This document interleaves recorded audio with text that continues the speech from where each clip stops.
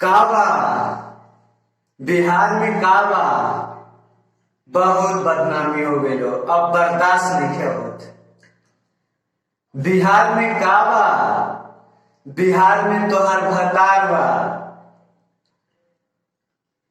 जौन भाषा तेवर के बोलेलू उ एहिजे पैदा भइल बा। बिहार अगर बदनाम तो तोहरे जैसन के ही कइल बा। जौन भाषा तेवर के बोलेलू उ एहिजे पैदा भइल बा। बिहार अगर बदनाम तो तोहरे जैसन के ही कइल बा। जब करबू बियाह बिहार में तबे नु साध पुराई हो।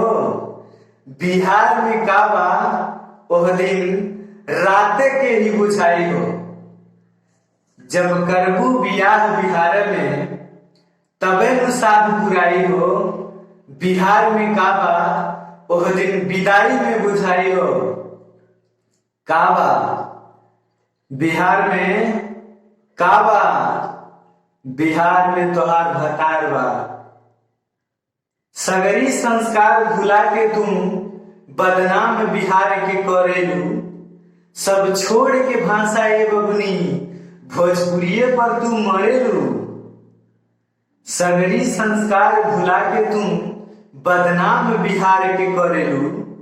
सब छोड़ के भाषा ए बबनी भोजपुरिये पर तू मरेलू।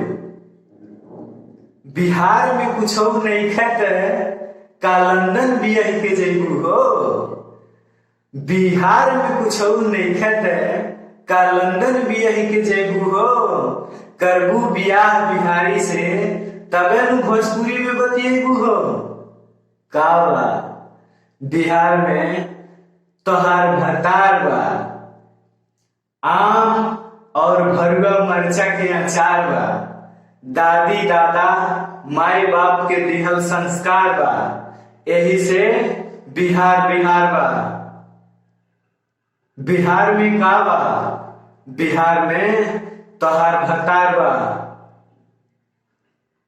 भैया बिहार के बहुत बदनामी हो गई ते ओकर हम प्राश्चित करत नहीं।